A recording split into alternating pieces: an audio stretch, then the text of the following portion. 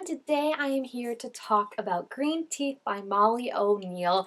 This is such a delightful, surprising book. I had not heard of it, and then when I was at Barnes & Noble's, I saw it because it was their speculative fiction book of the month. I'm really trying to be better about reading different genres instead of just sticking to one in particular, and also trying to keep an eye on what books of the month are at certain places, book club books, stuff like that, just to kind of expand my reading into stuff that I would be interested in but might not normally have heard of. So that was for sure this one. I actually love that at Barnes & Noble's they have so many different little tables now set up with certain things. There was a table at mine that was specifically just for scary YA books, and I feel when do you ever just see a group of those put together so easily for you to find. So this was actually on a table that was more the speculative, more fantasy fiction, I would say. So I was really intrigued, obviously, by the cover, because I just think the cover's one of those ones the more you look at it, the more you actually see of it, and I just think it's really, really cool. Basically, the Greenteeth myth, Jenny Greenteeth, I had never actually heard of that myth, but it is a myth rooted in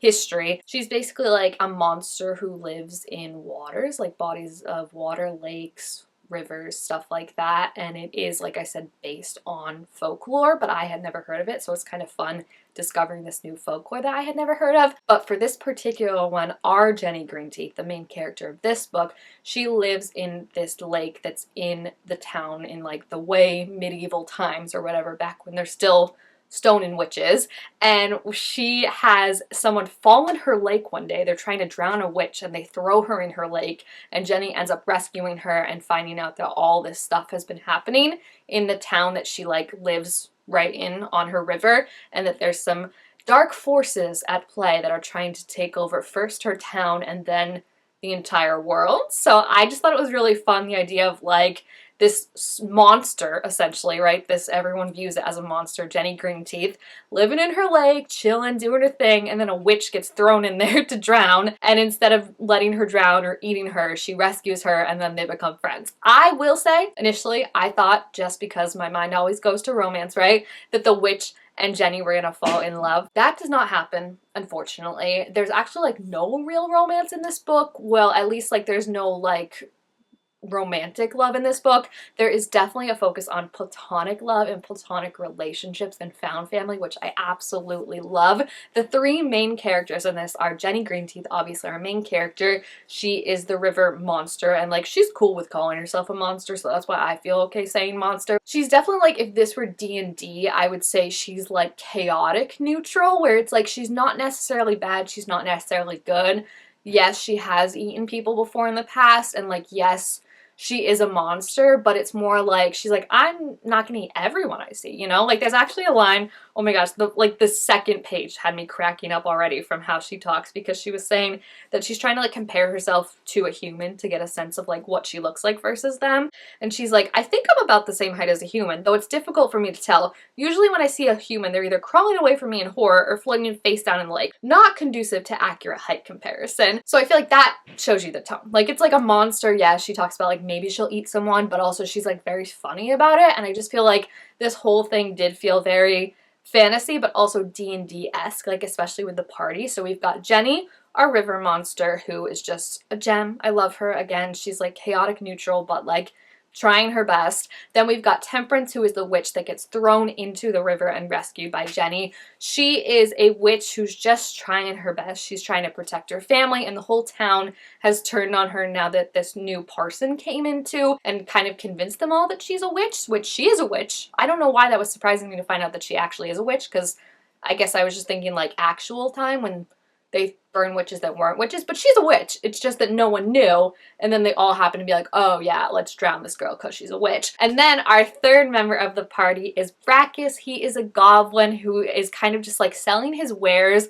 Him and Jenny have this very fun banter that's she hates him, she loves him, he loves teasing her. It's just so cute, and it feels very D&D party-esque, like I said, because you've got these three people that on the surface should not get along. Jenny should want to eat Temperance, Brackish should want nothing to do with any of them. They're different species, they're different alignments, I feel you could say, but they all come together in this one common goal to try and help save the town that Temperance lives in and that Jenny is like her lake is abutting to. So I really, really liked it. I will say it's very like the plot of it, of just how it lays out, is very something you've read before. Like it's kind of like a journey novel, I would say, where it's very obvious like they're on this quest, they go to this person that's going to give them their thing, and they get 3 tasks that they have to do to complete it before they can get the weapon and get the advice that's going to help them defeat the main bad guy. So that in a way was kind of like, huh, because I feel like I've read and seen many stories like that where it's like step 1 you go defeat this thing, step 2 you defeat this thing, step 3 you defeat that thing. Like it almost felt like the Percy Jackson movie, the bad one, if you've ever seen that, where they change it so their task is like they have to get each pearl instead of just being given them like they are in the book. It felt like that, where it's like, okay, like we all know what this is leading to, which is a big confrontation, a showdown with the bad guy, but we can't get there till we do this and this and that, and that kind of waiting anticipation of knowing what's to come, but being like, okay, we can't get there yet, is a little frustrating, and I think a little just, it doesn't feel new in that sense, which is unfortunate because so much of this story and the characters themselves feel so new and different. Like Jenny Greenteeth, like I said, never heard of the myth before, and I just think I don't read a lot of characters like that, especially in fantasy, where it's someone who knows that they're not essentially like morally good. They're not morally bad either, but they are like a monster, and like she owns that, and that's something that she kind of struggles with in how like humans treat her and how she needs to be forgiving of that, but also like how do you forgive someone who's going to judge you immediately? Like do you have a right to like swing first when you think like they're just going to not understand and all that kind of stuff? And again, I think that's where the great platonic love of this group comes in together, especially with Jenny and Temperance, who on the surface should not get along at all. One is a human, one is a monster that humans have been told to fear at all costs. And I think Jenny opening up and slowly discovering like the importance of friendship, the importance of love and everything like that is just really, really fun to see. I think because even if the plot feels a little redundant and something you've read before, I think because the characters feel so unique and so fun, that more than makes up for it in my mind, because I just think they're all so amazing individually, but then also just as a group, seeing them start to lean on each other. And yes, they have their moments where they fight and it's not all perfect, but seeing them go through that and kind of learn each thing that they have to from each other and as a group, I think was just really, really great. Like I think the plot is heavy in this and is an important part of this, but I would say the character development and the characters are what I favor more and what feels more important to me, because they are driving the story, even if it is like a story of like we have to get to this point, then we have to get to that point, like kind of the things in between going there is what really sticks out to me of how like they grow and learn to depend on each other as characters. And I just think it's really, really sweet. I also love, I feel like we see enemies to lovers all the time. I don't think we really see enemies to friends, which is really fun. That's kind of Brackus and Jenny of like, she's just like, I'm annoyed by you, I will throw you in a river, stay away from me. And he's like, you love me, you know it. And just like seeing them like that kind of banter that never changes, but like the heat of it changes, right? Of like, okay, I don't actually hate you, but like for old time's sake, I'm gonna pretend to throw you in the river. That is just really, really fun. And I'm excited. This is, I think, this person's first book, Molly O'Brien. It says a charming new voice and cozy fantasy, but I don't know if they read, oh, it is her debut novel. Okay, yeah, it is her debut novel. So I'm excited to see like what else she comes up with, because again, this is just so different, I guess, the backstory of it, even if the plot felt like familiar tread, and I mean in terms of, again, like the trajectory of it, not necessarily what happens, but just the fact that like, oh, we're going to get this thing, then we get this thing, then we go back, and now he's like, go get this thing. I think that felt a little similar, but the mythology that it draws on is so just something that I had never heard of. So I feel like I'm very interested to see what else she's going to write, because she also has a very distinct voice in that it's very funny. Like I feel like I'm more like fantasy. I like fantasy like this, where it's like funny and kind of humorous and cozy is how they describe it, and not so much like you've got to learn all these different names and there's all these different factions fighting and stuff like that. Like that's where it tends to go way over my head. I like this where it's more like we've got, again, a kind of D&D-esque is what I would say is this, similar to like a campaign. It feels like you've got your characters, they've got their task that they have to accomplish, and once they do that, they get a new task and have to accomplish that. And I just feel like it feels very D&D-esque. I think if you like D&D and you like campaigns, you'll like this one, because it's like, again, we've got our set characters in the party, we've got our witch, We've got our river monster who also has some powers. We've got our goblin who's like kind of the bard, charismatic, I would say. Like it's very, very easy for me to picture this as like a D&D campaign. And I think that's another reason why I loved it so much, is that because the characters are so strong in personality, and also like the relationships that they form are so strong and just like have you tearing up. It's just so cute.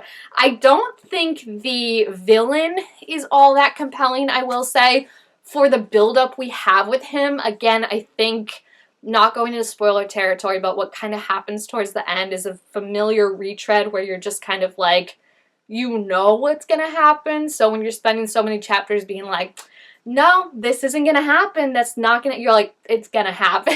And I think it's another one of those things where the buildup is so big for like, this person is so powerful and so scary and dangerous, but they're able to, when they do overcome him, it happens rather quickly and rather like, you're just like, oh, it kind of is like that moment of like the chosen one of like, we've had this thing all along, you know, like I'm trying not to spoil, but it just feels very much like you've seen stuff where it's like this big buildup of, oh, they're so dangerous and we've got to like keep everyone, and if they get to full power, like we're really in trouble, and then that happens and you're still able to defeat them pretty easy, and you're like, okay, so why was this such a big deal before if like you just had to do that this whole time? So I think again, it's like the plot of it was familiar, but I think the characters of it, the main ones, are so good and strong that that's what has me excited for like, as this author develops and writes more stuff and what they could come up with and kind of maybe gets more comfortable with stuff. I just think it could take on a whole other, like, this could be one of my favorite authors in the fantasy genre. So yeah, if you have read this book, let me know what you thought about it down below in the comments. I super, super enjoyed it. Like I said, I love fantasy books where it feels like you are essentially reading a D&D campaign, and that's what this is because of the characters. So the fact that she was able to create 3 such strong characters that, again, get in fights and get in tiffs, and you can see both sides of what's going on. And Jenny is the main character, I would say. She's not a perfect character, though. Like, she has flaws. Again, she kind of struggles with that humanity aspect of herself, but I feel like even when you don't agree necessarily with what she's doing or what she's feeling in that moment, you sympathize with where she's coming from and you want her to see the other side of it. So I just think that's amazing that the author was able to pull all that off and make you really root for every single one of these characters, even when they're not at their best or doing the best thing that they could be. So I really, really loved it. Yeah, let me know what you thought about it down in the comments. And if you have any other suggestions for books like this, thank you guys all so much for watching, and I will see you next time. Bye!